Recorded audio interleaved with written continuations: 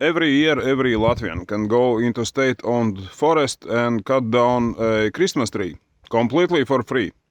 Of course, you need to have a car to take it home and some tools to cut it down, but otherwise it's completely free. Yes, and gas and also, but there is a catch.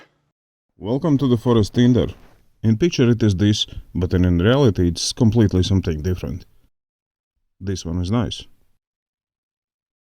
but it is too tall.